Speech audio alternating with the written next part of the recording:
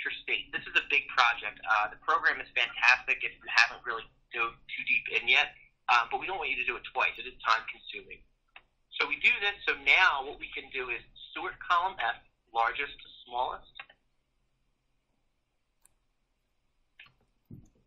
and we want to go to the merchandiser who has right under 5, so we've included these two. So Cynthia down. Here we go, we copy.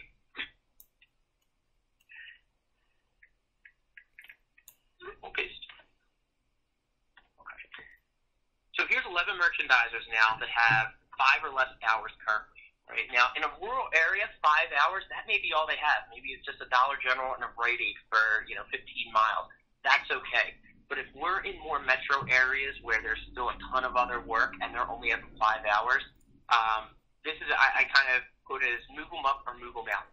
Either they need to go up in hours to have a sustainable route, or their route needs to dissolve to someone else's.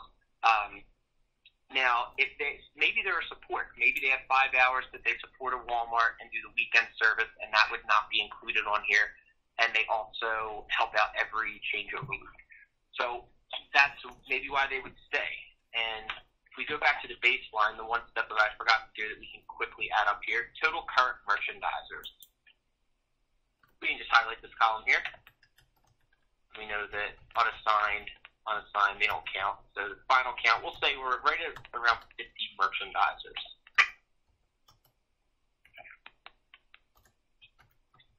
So we go to the short list here. We have 11 people, right? So 10 people would be 20% of that 50. So now hopefully by doing this, we said that 16% at first, that's a big number, but now we look and we see here's more than 20% of our team who has under 5 hours. So maybe getting down to that 16% is not going to be as hard as we thought. Now, of course, the conversations are going to be tough for sure. I know I was a territory sales manager for anyone who doesn't know out in New Jersey and New York for about 2.5 years. So I know these conversations are zero fun, but at least now you have a point to start. So this is something that you'll want to do really before you even dive in. If you already did dive in, don't worry. This will just kind of help you in what you already started putting together. So that's the first thing that I want us to go over. So now, what I'm going to do is open up Power BI software.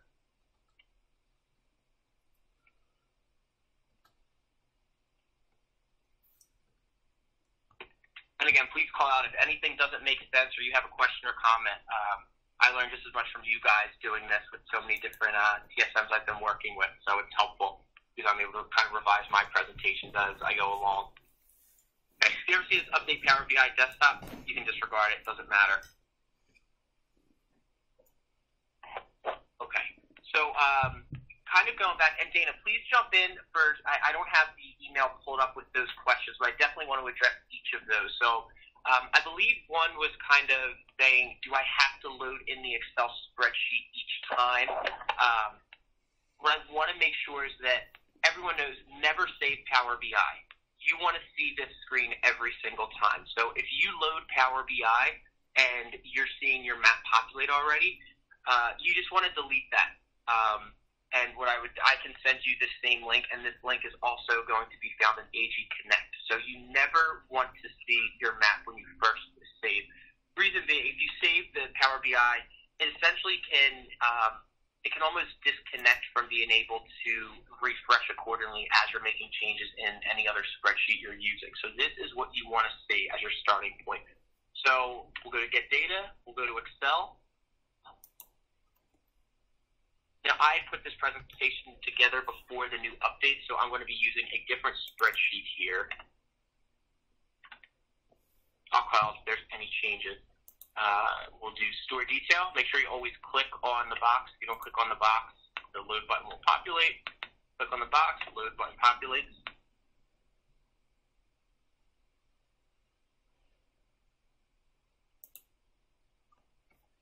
Oh, you know what? Sorry, I'm using the wrong. So it's actually, I'll use this as an example. So you see here now the map doesn't load. It may not load if you're using an older Power BI spreadsheet. So if you see that, just also let me know and I can send you either version 1 or version 2 of the routing software.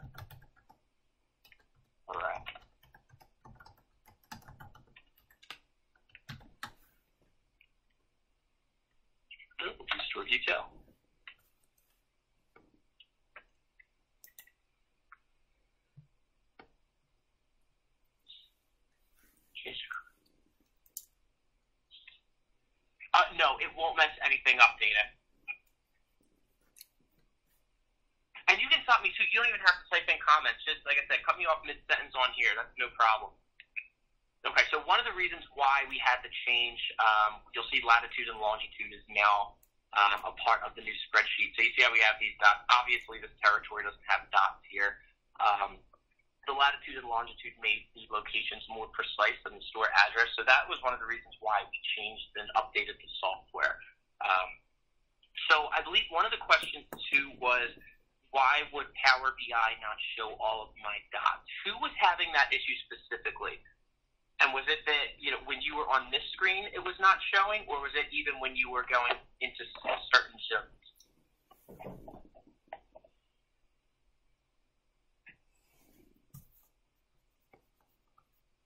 Maybe they're not on. Okay, well... Sorry, was someone speaking? I just wanted to know if whoever had called that out in the first place. Provide some clarification there.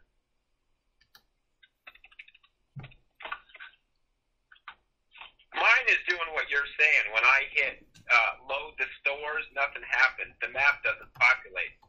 So you said I have an old Power BI then? So is this what you're getting, where you see the bar graph but not the map? Hold on, I just clicked on the mine. Correct. Well, I don't even have the bar graph. I don't have the bar graph or the map. I have everything to the right where it says visualization fields. I have all that, but I don't have anything on the left. And so when you are loading the Power BI, does it say PTM routing V2, or is it just saying like generic Power BI desktop up here where my cursor's at? Hold on, I just clicked back to mine. Do that again, were you? Let me look. All right. It doesn't have anything. It says untitled, just Power BI desktop.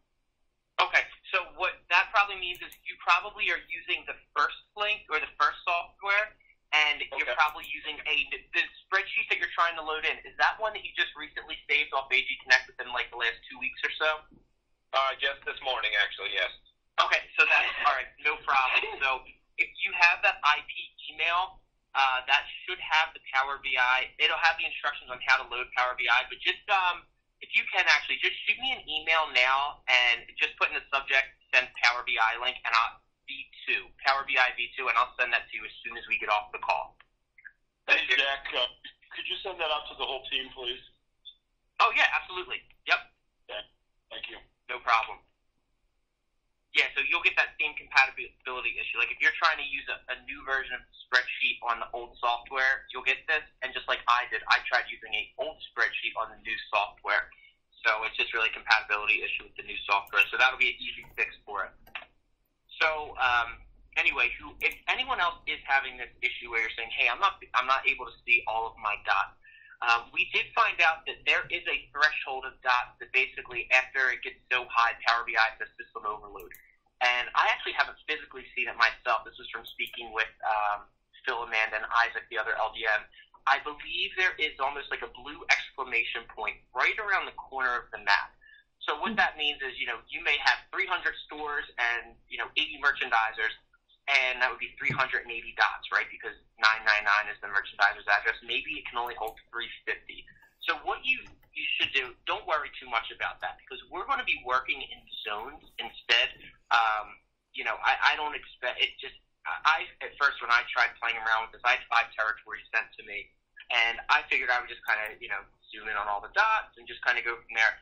That's almost like trying to read a book that has no chapters. You have no idea where to start, where to stop, what you should be anticipating. We're going to be working in zones. So even if your zone has 50 stores in it, it can hold 50 dots, and that little blue exclamation point should go away. Before we even get into the merchandiser routes, what I want to speak to now is those zones. So what's so important here to know is this is a foundation, right? So I know as well as you guys do, merchandisers come and go sometimes too frequently, right? But the stores are going to stay on the exact landmark they're currently standing on. So we want to get those set. So we're going to take a look here. So what is the difference between the merchandiser route and the zones tab? So you'll see up here in the merchandiser routes tab, we have a different colored dot representing every different merchandiser we have. So that'll be a lot of dots. And then I'll kind of get to your question with the dots in just a second on the zones tab. So on the zones tab now, you'll see there should just only be one dot for every zone. So we'll zoom in here. And as we do this, so this is the first step you want to do, we're going to look at every zone but 888 and 999. So if I want to look at more than one zone or one filter, I am just clicking, and you'll notice now zone 0 goes away. I try to get zone 0 back, now 1 goes away. So one thing you want to remember is always hold down the control button as you are clicking. So now I'm holding control, now I can see both. Now I can see all of them. Right? But the second that I take my finger off the control button and try to click on zone 5, they all go away except for zone 5. So holding control is key if you want to sort and filter more than one option. So first thing I'm going to call it here is zone 0. So what is zone 0? Zone 0 is going to be any account that actually doesn't have a zone. Any new accounts that come up, Dollar Generals, hopefully they're AG, Walmart, and Target, they go right into zone 0. This is something I didn't even know until we went into this program. So we want to put those in the right zone. So how we do that is we look at zone 0 and each zone one at a time. So now we have zone 0 and zone 1. So here's where we talked about the changing of the dots. So you can see zone 0 is, like a light orange. Zone 1 is kind of like a shade of pink. They're tough to tell. We shouldn't have to worry about trying to display for colors. So what we can do is if you click on the map and you see how you have these borders here. You want to make sure you have these borders. All you have to do is click anywhere on the map for them. Go to this paintbrush option. Format, data colors. Now we can change the zone to whatever color we'd like. Anything that'll make it stick out. So we'll do blue. So what we want to do here is decide, okay, of the zone 0 stores, these pink ones, which one should be in zone 1? So, I think it's fair to say that this pink dot right here, at the Sears, we won't use that one as an example.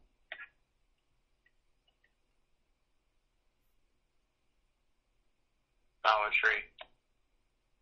Oops. Okay. So one of the Dollar Tree and Toys R Us will no longer show on your map, by the way. So that was a suggestion that we asked to have updated. So now you'll see that this is the spreadsheet you will be using. Dollar Tree and Toys R Us are in zone 50. Why they're in zone 50 is for this exact reason I'm showing you. Now you don't have to worry about highlighting dots that don't matter. So let's just pretend this is not a Dollar Tree. We'll pretend that this is a Rite Aid. So we can all agree that this pink dot should probably be in this zone, right? They're close enough. So I'm going to write the store number down. We'll write down 6290. I'm going to go into that spreadsheet, and I'm going to search for that store, 6290. Just like you saw, it's pretty easy to change the merchandiser, right? Same way to change the zone. So we just click on this column N as in Nancy, new zone. We get that option of a second drop-down box, and we're going to put that in zone 1. Now, key thing to remember here, this is your brain, this is your central nervous system, the Excel spreadsheet. Power BI, you cannot actually make any changes on. Power BI is only going to react to changes you make on here. So we'll save this. And now we'll be able to refresh.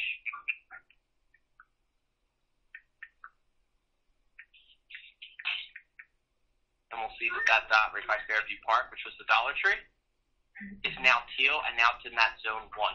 So that's what you're going to want to do is get all of your zone 0 stores out.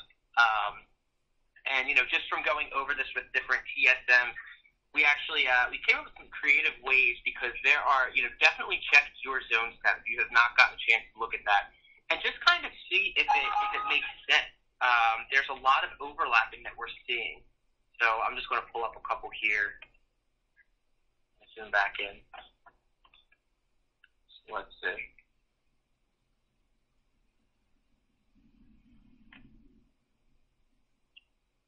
Okay. So this is actually a pretty good one. There's not too much overlapping, but you could certainly argue, shouldn't these purple dots be here with the teal? Where's the cutoff go for the yellow and pink? So what I want to pull up now is just some pictures of what we have done in other territories. Obviously, our territories are not cut up as perfect circles or squares or triangles or anything like that.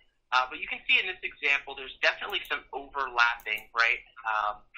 You can see here, there's some teal dots. And, how many zones should you have? Well, it definitely varies on geography, but it seems like around 8 to 10 is that sweet spot. Although some people have done it in quarters. They're just doing 4 zones because they like having a bigger chunk to look at. For me, I'd probably be more in that 8 sweet spot. My territory is pretty condensed. I had 7 zones, I believe. So we're going to look here, and we actually used Paint, the program Paint. So what we did, and I can do this with any one of you guys that want to try it out. We take a print screen of the map, and we save the picture. We basically put it in Paint as a picture, and then you can kind of see how you want to make the zones. So the TSM, she still likes having 8 zones, and we cut it up like a pizza pie, really. So here was zone 1, zone 2, zone 3. And then, the same way that we just changed that Dollar Tree store and zones, you would do the same thing here. And I'll show you a quick way to do that as well. Here's another one. You can see there's a lot. These couple zones here are all jumbled up. And this is also a condensed area. And the TSM, she had taken over a few months ago. She had 12 zones, and she thought that was too much. She wanted to break it down some. Again, it's not a perfect shape, right? So we actually did it this way. We said this will be one zone, smaller zone, zone 2, zone 3, and then we cut up the last 3 zones in a circle, a 3-way circle. We have zone 4, zone 5, and zone 6. Now, of course, you're always going to have stores on the border, so don't get in the weeds on this. If you're wondering, well, should this not be in zone 5 or zone 6? Don't spend any time thinking that. Just pick one, whatever your favorite number is, really. There's always going to be stores on the border, but here was a way where we cut it down from 12 zones to 6 zones. Again, just using Paint. Here's another one, very condensed territory out in New York, and you'll see definitely some overlapping in the color dots, right? So what we did was this, and we changed the color of the dots so it would be more clear. And we went right through. So it probably took us, I would say, maybe like an hour and a half to really go through, walking through one-on-one.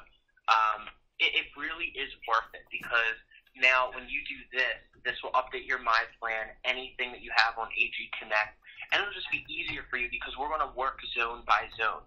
So we want to make sure that if we're looking at zone 1 on how to route, we don't have zone 1 stores all the way down here that we forget about. And vice versa. If there's zone 2 stores in here that should be in zone 1, we're not going to see those. And we want to have a whole picture when we're routing specific zones for merchandisers. Here's another unique one real quick. You can see they're just different shapes that we use. So don't think that your territory is too different or oblong of a shape, but we can't do it because we certainly can. So I want to escape there. And if you actually want to do that, I'm more than happy to show you. It'll take 10 minutes to fool around with and show you, and you can kind of go from there. But just another option for you.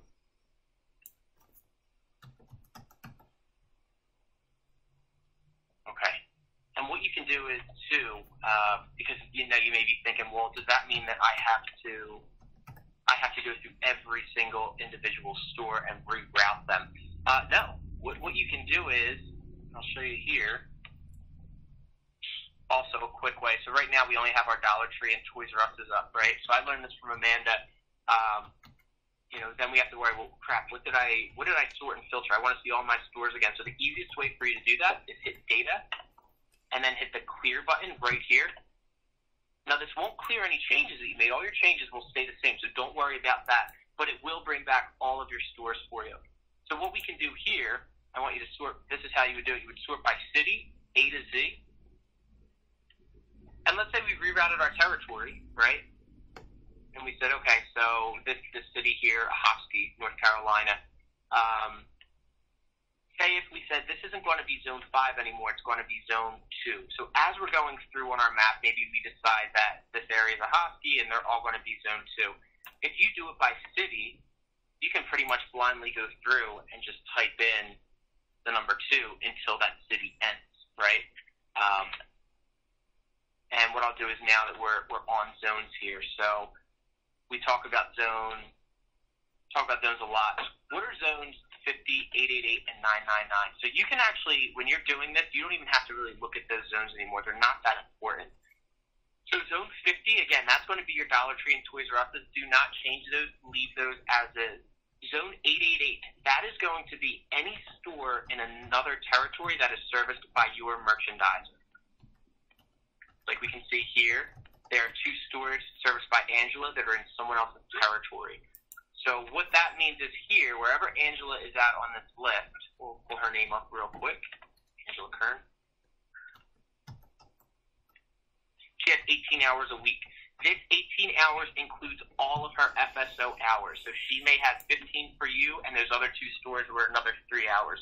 So don't worry about looking for a second number here. This is an all-encompassing number for any territory. She could be working in 4 territories. There will just be this one number. You don't have to worry about trying to add up other numbers and things of that nature. And you'll see it comes off the store out of territory. But what's good is it provides you with the total hours a week. So that way, if you're saying, well, she services 2 Rite Aids, but I don't know how big they are, now you do. Zone 999, that is going to be the merchandiser's home address. And we'll get into that in actually just a second here. I'm going to pull up an example. So what we do not want the TSMs doing, we do not want you guys to base your routes off of wherever a merchandiser lives. So essentially, we don't want you to say, well, hey, Susie's a Rockstar merchandiser. She lives right here in the middle, so I'm going to make a big circle around where Susie's home is, and then she can just service those stores because it makes sense. Susie might be great, but as we know, Susie may get a full-time job and give you no notice. And now we have a random route where we're pretty much handcuffing ourselves to hire someone that lives on Susie's block. Otherwise, the route does not make sense. So the only time we want you to even worry about routes or Zone 999 is if you're wondering who lives closer to a route. So really, you want to build your routes first, and then from there, you can say, okay, who should take it. So I'm going to show you an example here. I'm going to pull up Vicky Castle. Okay. So this is actually, as you can see, when you click on a merchandiser's name, it will show how many zones they work in, the zip code, and the city. So when we go through this, we can see that she's actually in 2 zones. Now, like we talked about, it could be a bordering zone, but you can see there is a little bit of drive time here. So, an argument cannot be, hey, Vicky actually lives right here, so she's about 12 minutes from this account and then 12 minutes from these other accounts. You don't want to do that. You pretty much have to pick either give more to Vicky this way or give more to Vicky that way, but she can't be going in 2 completely different directions like that.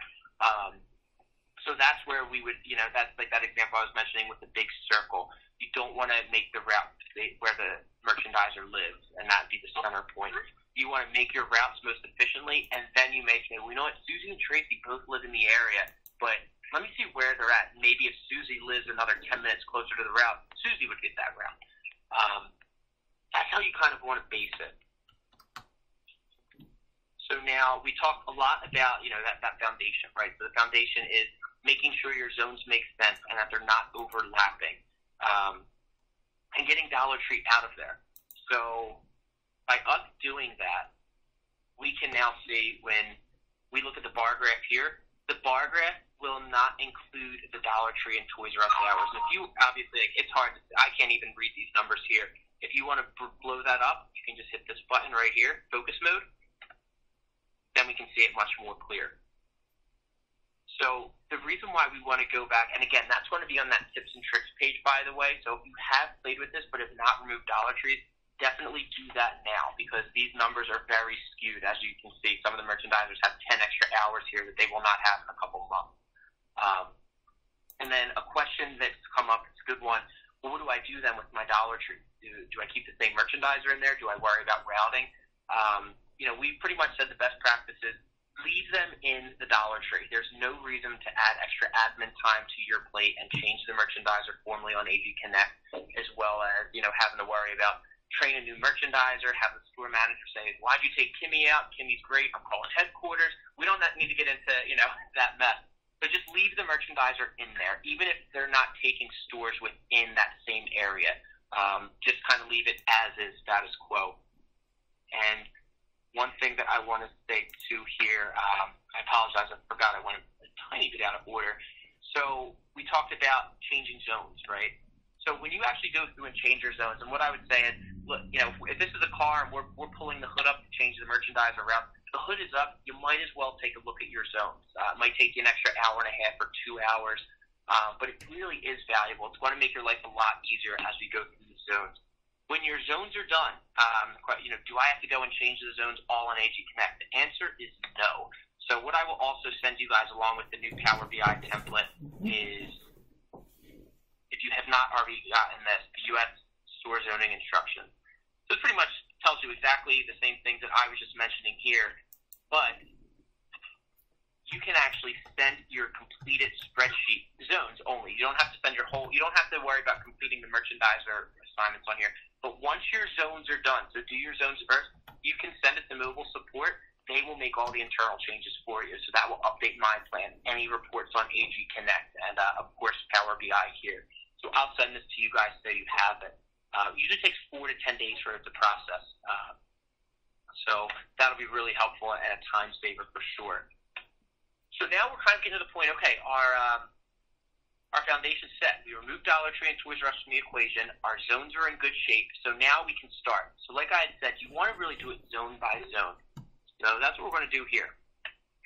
Look at zone 1. Now, some people like looking at 2 zones at a time. That's actually what I was doing at first, so we can break it down. So now you'll hear, too, the magic number overall is around 12. So what that means is the average merchandiser route in your territory should have about 12 hours. Now, again, those rural areas, of course, they might only have 5 or 6 or maybe even less if there's only 1, 2 small stores there. So that's fine. Don't get too caught up in that. 12 is just an average. So, again, you may have some heavy hitter merchandisers that have 25 because they're just an A-plus merchandiser, and you have someone else with 8. Those 2 numbers still equal 12 when divided by 2, more than. So that's fine. So what I want to look at here first is the bar graph. So as I'm going through this as a TSM, here's where my mind starts. I look right at the bar graph first, and I look at these 2 dotted lines as my litmus test. So what these 2 dotted lines represent are the 6.8. This is the average amount of hours that the merchandisers in this zone or these 2 zones have during a non-peak week, which is also going to be this dark teal line, right? The second dotted line, 11.2, this is the amount of hours that your merchandiser in this zone has during the busy peak average weeks, right? We'll see that's this teal line.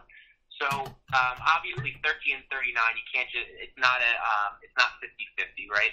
So you can't take half, but even if you go a little below. So we'll round this up to 7, we'll round this down to 11.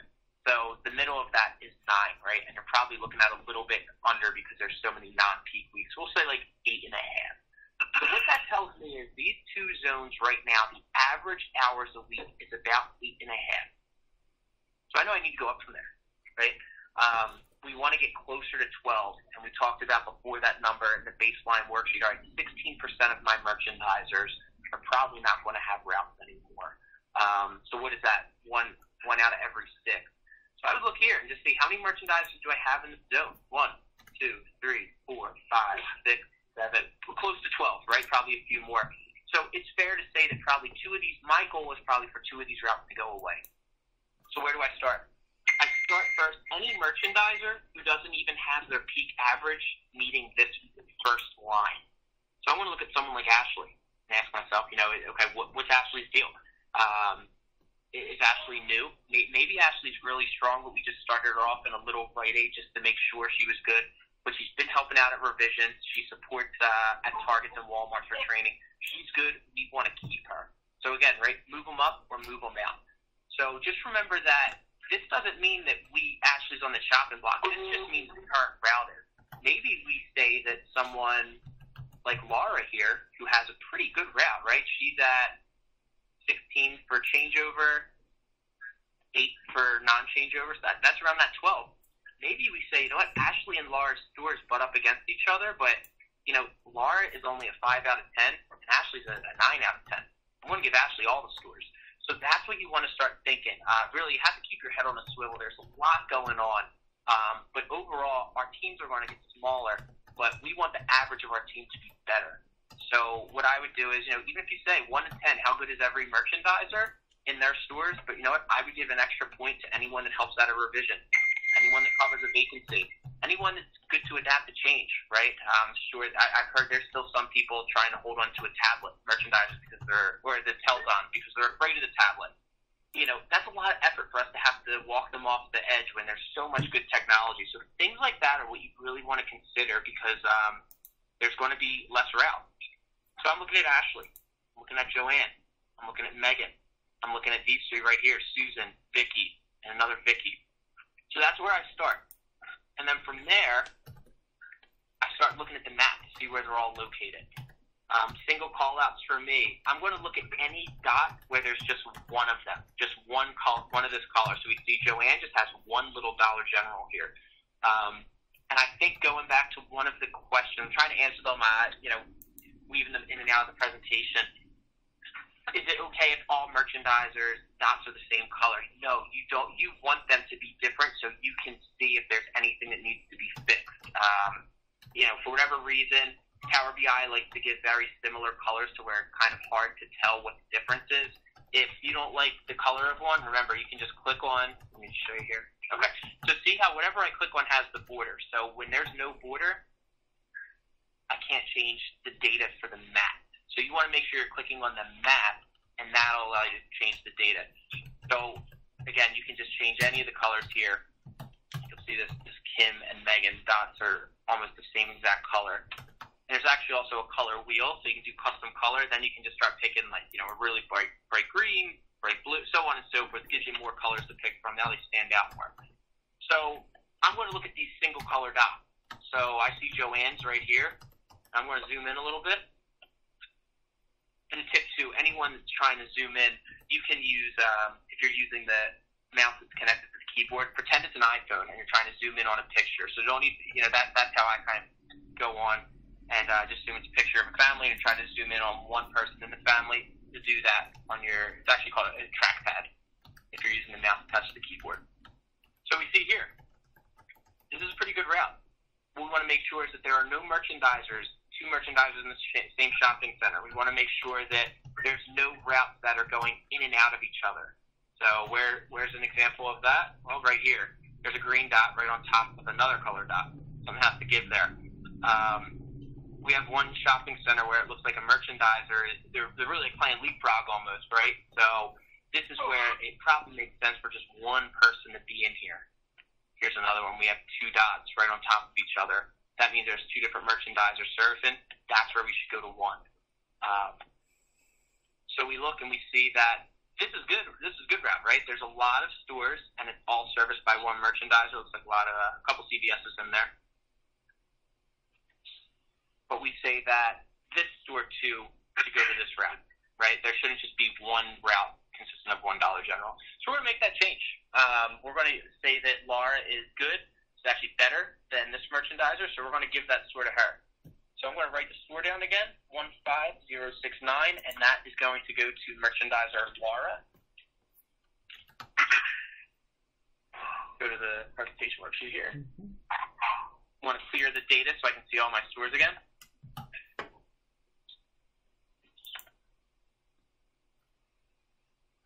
I'm going to search for that store, 15069.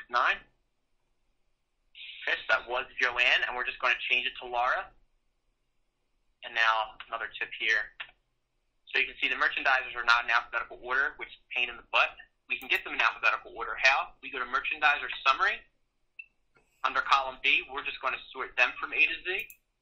And now that will put this column also in A to Z. So we go through and we put Laura's name in. We save. Go to Power BI. We're going to refresh, right? So Power BI only reacts to a refresh from an Excel sheet. So now, I love Power BI. I think this program's great. The only downside, every time you refresh, you're going to have to zoom back in. So my recommendation is make as many changes as you want within one zone at one time. That way you're just having to refresh and zoom back in once. But now we see here, this is also now Laura's store. So going back to this bar graph, I'd referenced the two dotted lines going down. I would say this should almost be like your litmus test. So now the numbers will be going up because now there's one less merchandiser in here. That Joanne merchandiser is gone. So if you notice, now the numbers went up. I believe it was 7 and 11.25. Now we went up to about 12. So you want to see this going to the right. And even if you want to just take half of this and say, okay, that's my baseline. So that's how you want to go. Has left the conference. Take it one zone at a time and go through, I would say at least no stone unturned. The only issue or questions that may come up are, well, I don't know if that route's now too big. What if Laura has too many stores? Don't worry about it. Go ahead and just check in the merchandiser summary tab, and we can see how many hours she has a week. So she's actually only at 11, even with that change. So this is where I come back and see, okay, are my routes feasible? The dots might look good, but maybe I didn't realize, oh shoot, I gave her a Target and a huge Rite Aid and, 3 other stores, and now she's at about 31 hours a week. That would be too many, right? And again, it is just as easy to change these stores if you just backspace and then save. That would change the route. Undo button. We're going to keep that one. It was a good change. But that's what you want to look at and just see. Again, your merchandisers will not be calling you saying, hey, I saw that my store went away and then I got it back. This is for your eyes only. So I really recommend you guys going through one zone at a time and try out different things. Just see what makes most sense. You're not going to break anything by any means. So that's what you want to go through little by little and just see, each section. So here, you see multiple color dots in a small area, probably some inefficiencies. We have one merchandiser, 2 merchandisers in a shopping center, another 2. So we have 3 merchandisers within these 4 stores. So maybe we, just try it out. Don't worry about number crunching too much. Just see what makes sense to the eye and then go back here and then check to make sure it makes sense on paper and we're not overloading our merchandisers. Has joined the conference. So what I want to stress too, there will be exceptions. I try to say that this is like Power BI training, but also with the human element added. I know as a TSM, there were people that I would, people I still would go down and defend. Had some really good questions come up. And this is what you just want to talk through with Greg. Question came through. Have a merchandiser. She's been with the company for 25 or 26 years, whatever it was. And over the past couple years, she's gradually gone down a store, and now she's only down to 2 stores. Question then, is the merchandiser good? Yeah, metrics are good, store looks good, manager loves her, but, I really don't feel right forcing her out. I'd rather her be able to retire on her own. I would fight that one as a TSM. I would defend that and say, you know what, here's my plan. I'm going to let her ride out her career with AG, and once she leaves, I will give those stores to the route over to the left or the right or, north or south. So she's essentially like grandmothered in, right? She's earned her time. She does a good job. Now, if she's put her time in but not doing a good job, that's a different scenario. Another one that came up that I thought was really good and wanted to share situation, there's about 18 hours of work in like a patch of one area, and then there's really nothing for I think like 10 or 15, 20 miles, something like that, wherever the TSM said. And right now there are 2 merchandisers, one who has 10 hours and I think the other has 8 of those, or 9 and 9. It's split pretty evenly. And she had asked, do I have to give all 18 hours to one person? Because my fear is, vacation coverage. Now I don't have anyone that's nearby. If there's any revisions, I don't have anyone nearby. And quite frankly, if she quits, then I have 18 hours of vacancy. Can I keep both? That's what I would argue for and say, yeah, it makes sense. Remember that 12 is just an average, because you could say, well, hey, I have one person with 10 and one person with 8 here, but I also have a merchandiser who has 25, so my average pans out. That's what you want to look at, is that average number.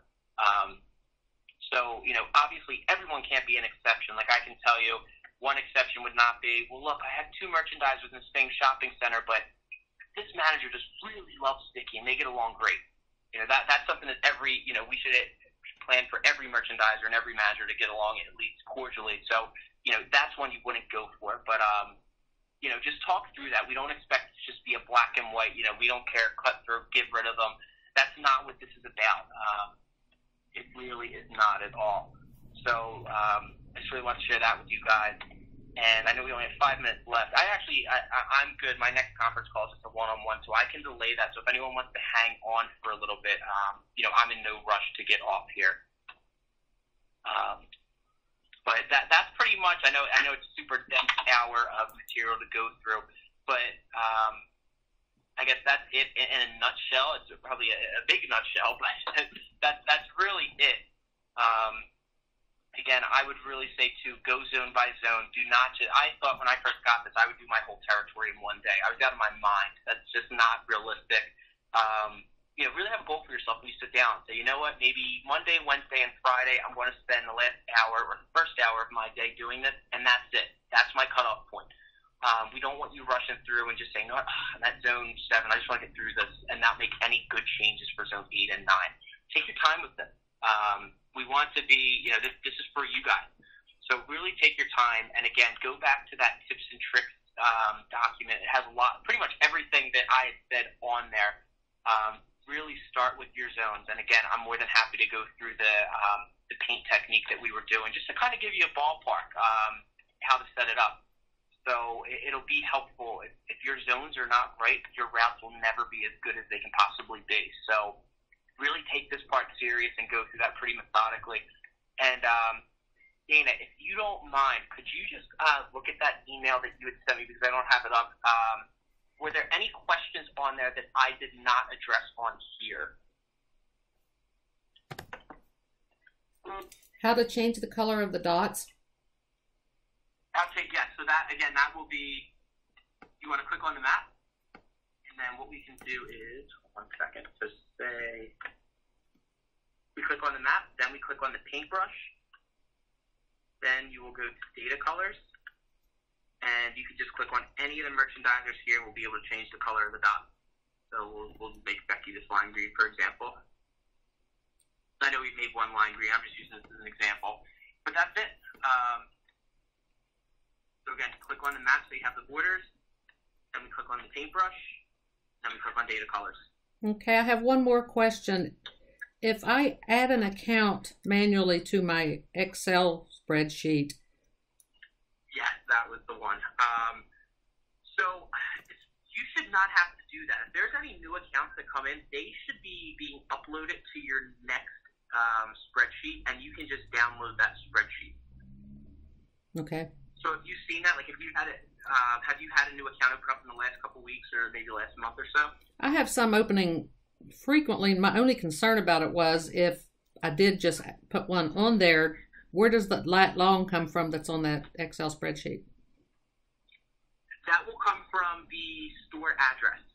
So I actually have never tried that. You may be able to type in a store address, and if you put a store name down there, it might actually put the dot on. But the thing is, it won't give you any information as to the hours. So that's something that you want to work with Phil Fletcher and Amanda Tamarano, and they'll make sure that that dot goes in with the right amount of hours, because we actually had a new agent Walmart in a territory where there were no hours. There was just a dot. That's really not that helpful. So great question. But yeah, you can download that, and I guess to piggyback off that, then the question is, well, if I download a new spreadsheet, am I going to have to make all of my changes again? So that's why you want to do the zones now. When you do the zones now, you won't have to make those zone changes. But yes, if you are changing merchandisers only on here, not AG Connect, you will have to make those changes. So to your point, Dana, let's say a new Dollar General opened up in this account. Phil emails you and says, hey, everything's good. Next Thursday, your accounts will load properly. Once you send that email to the zone, that mobile support, the zones will stay like that forever. So your zones are good. But in this situation, like, we would have to then change again Laura to this primary merchandiser. We won't go through it now, but if you do have to do that, please email me. There's a quick way. Okay. You can actually pull up both spreadsheets together, the old one that you're using and the new one. Basically, to have them right next to each other. Okay. And then go down the line. Okay, only one more question. Was there any other questions on that? Only one more. Did you ever think of recording when you do training like this? Because this would be great to go back and look at later. You know, it's funny. I actually this like last week, because I probably have done like 10 of these, and I was thinking that I'm like, I probably should just record it. Yes. So, yeah. But in the meantime, if there's anything you need me to go back on, like I said, I've done a lot of one-on-one calls. That's actually what I have planned for the next couple of hours with the TSM, and I'm more than happy to just go through your territory specifically or Okay. anyone's territory. But yeah, recording probably would be a good idea. Okay, thank you so much. Hey, my pleasure. For anyone else, any question? Was there anything on here that didn't make sense that you don't agree with? Any feedback is great. Anything that you're seeing that's been a challenge in your territory. Again, I know it's dense, so if you want to just wait a little bit and shoot me emails as you go through it. Yeah, I emailed you a question, so when you get a chance. Oh, sure. Okay, let me see if I can. Let me see. Is this Denise? This is Denise, yes. All right, let me open up on my phone so I can do both at the same time here. Let's see. So, how do we filter merchandise and home address together with their store location so we compare where they live versus where they work? Right now, we can only see merchandise or stores in Zoom. Let's see here. That's a good question. So, I wonder. Oh, I see. Okay, so. You see what I mean? Yes, because so really what I was thinking was when we type in 999, it would have all of the merchandiser's name, but it just has merchandiser address. So that means, let's say, Max is merchandiser address. So I guess really what we should have is in that Max line, that should actually be where the merchandiser's first name goes. And then that would essentially put the merchandiser right here. So we could sort both. I'll make the note real quick. Let me take that back to Phil and Amanda and see if that's the edit that we can have done. I don't know if it can be, but I'll certainly try. Thank you, appreciate it. Because I'm trying No all problem. possible ways. Yeah, the only way I can see both home address and stores if I have all the entire team and not by zone. So, which is a burden. So if you want to Yes, by no, zone, absolutely. be able to see individually so you can really see if you're doing, Absolutely. you know what I mean, right? No, I know, I completely get it, because now you would just have to try to guess where the heck does Susie Jones live amongst all these 80 dots. Great. Okay, yeah, let me take that back, and I'll see if I can get that for you. Thank you so much. Great question. No problem. Yeah, Victor, I thought I was pretty comfortable with the tool until we just went through all of this, and it's a lot better having gone through this process. So obviously, we're all probably going to have to spend a little bit more time playing around with it. I think that's the only way you get comfortable with it in the first place. Yeah, absolutely. And don't be afraid, guys. Use your ears. There's going to be things that you go over and maybe you don't see because subconsciously maybe something's been the same way for the last 5 years and you just skip over it. I would give a TSM, let them take a look at it with black and white eyes and just say, hey, I want you to just ask me anything that doesn't make sense. And that's maybe where you can see, okay, hey, here's an exception, or, oh, shoot, you know what? I completely overlooked that one. So bounce off each other with that. It can be really helpful, and that's what I've really been doing that on my work with people that are getting through, like, their first drafts. I'm going through zone by zone and just questioning. That's it. They're not coming down saying, no, you have to change this, but just asking why, and that's kind of where some of the exceptions come up that I use as examples on this one, like the 18 hours in one pocket and the 26-year vet. But, yeah, thank you guys for your time. Like I said, I know it's a dense 60 minutes to have to listen to me talk, so thank you for bearing with me. But I think the program really is awesome. I wish they had this when I was a TSM. Really embraced it. And if you have any questions at all, please feel free to reach out to me at any point in time. I'm more than happy to help. Yeah, Steve, remember you got to add this a resource too, because I think more than a few of us have leaned on him as well. So we've got a couple of resources we can reach out to. But Victor, excellent. Very good. I really appreciate it.